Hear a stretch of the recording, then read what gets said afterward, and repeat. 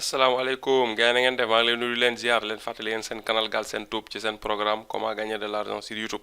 naka la ñuy gagner xaalis ci YouTube vidéo yi ki leen koy defal di Pape Mor Lo ñu leen koy defal en wolof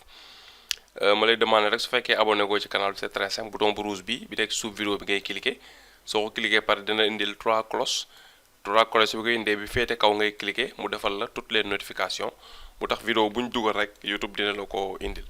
vidéo bi nag suite la rek ci vidéo bi ñu mujjee dugal doon paramétrer bouton rejoindre bi war a nekk fii nga xam ni pour ñi bëgg soutenir canal bi la nga xam dañuy abonné moo xam nga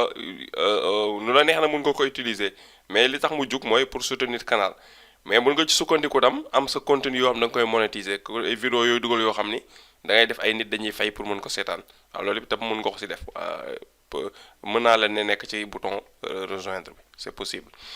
léegi nag ñoo ngi yemoon xam nga ci paramétrer woon ko ba demandé ko YouTube pour YouTube vérifier ba xam jaar na yoon pour mu activer ko léegi gis nga moo tax feeñagul suñu suufu vidéo bi moon leen ko ci benn fenêtre privée mais ji nga feeñagul léegi dañuy dem xool ko ñëw bu ñu ñëwee suñu YouTube studio ñoo ngi gis nga tableau de bord boo ñëwee tableau de bord léegi ñu dem xooli ba xam YouTube lu mu décidé ñu ñëw monétisation bu ñu ñëwee monétisation gis nga ñoo ngi ci biir monétisation lu ñuy def dañuy ñëw fii ñuy def souscription ñu cliquer ko ñu cliquer souscription ñu gis ni étape bi moo ci desoon démb bi ñuy dugal vidéo bi muy fii nga paramétrer pour xaalis bi lu nekk li nga joxe ak li ñuy fay yu mu defoon mu ngi en cours de révision tey gis nga xool approuvé jeex na bi ñu ci connecté woo tey la ñu xool gis ni YouTube approuvé na ko kon ñun ñoo si des pour activer ko bu ko approuvé nag nekkul da koy approuvé rek automatiquement affaire yi ñëw feeñ kon ni ma lay ko waxoon bouton bi yaa ngi fàttoon démb dafa gris woon mala la YouTube su ko approuvé dafay bleu effectivement gis nga bleu na nga fii def na ne 100% la kon terminé na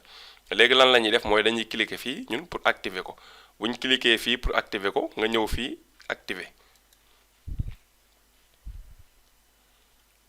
wala cliquer activer gis nga jeex na affaire bi activé wu na léegi gis nga données yi après fii la koy indil su amee ñoo xam ni rejoindre nañ bouton bi di fay gis nga montant bi la koy indil fii revenu yi ngay am post yi nga mujjee def ak vidéo yi nga si mujjee def ak offre réservé membre yi gis nga comme ni nga ko séddalee benn bu nekk ñaata nombre personnes yi abonné ci 500 nombre personnes yi abonné 1500 yi abonné 6000 francs yëpp da la koy indil ak vidéo yi nga xam ni moom ngay def ci affaire bi da la koy indil ci nga image yi ñu dugaloon pour nit ñi mën ko utiliser moo ngi nii voilà yëpp da lay indil après léegi mën nga ko defaat yeneen configuration pour gën ko personnaliser jeex na nii lay demee léegi bu ñu demaat ci suñu vidéo onglet privé xool ba xam affiché na fa wala affiché wul gis nga léegi dañuy rafraîchir page bi rafraîchir mooy lan dañuy actualiser page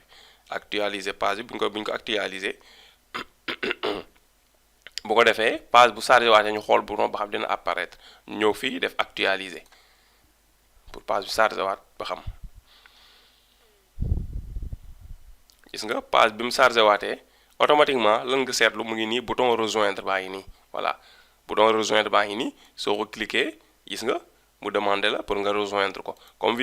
fenêtre privée la moo tax damay demandé naa connecté wu sama Facebook ba pare voilà gis nga mais de toute façon daal nga xam ne bouton bi nii lañ koy defee léegi eggali bi lii la woon demandé woon nañ ko YouTube di vérifier bu vérifier ba pare action bi ñu def nii moom ngay ñëw def bu ko def jeex na bouton bi feeñ képp koo xam ne bëgg na léegi participer ci loolu mën na cliquer fii choisir option bi nga xam ni moom la bëgg a abonné ci canal bi chaque weer mu fay la ko kon bouton rejoindre ci YouTube nii lañ koy configurer vidéo bi nag gudd lool rek lañ ñëwoon pour deuxième partie wan leen ba mu effectif dinaa ko si bàyyi ne nag 3 jours pour nit ñi mën bu ñu seetaanee vidéo bu ma njëkk a dugal noonu suñ ñëwee ci xoolee suuf vidéo yi mën ko gis mais après dinaa ko désactiver comme ni ma la ko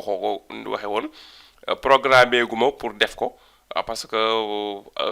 sentir gu ma ni daal soxla naa pour def ko waaw bu ma demee ba gis ni am na raison bu tax ma war koo def bu soobee yàlla dinaa ko def mais comme pour l'instant cours laa ci doon joxe rek mais soxla gu ma ko pour activer ko waaw mais nii lañ koy activer dinaa ko fi bàyyi tey la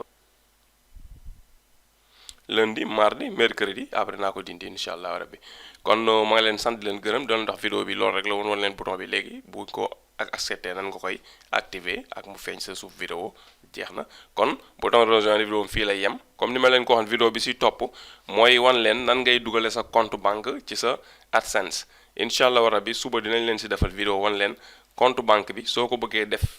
ci sa AdSense nan nga ko si defee incha allah nañ leen si defal vidéo bii di ñëw loolu lay doon jërë ngeen jëf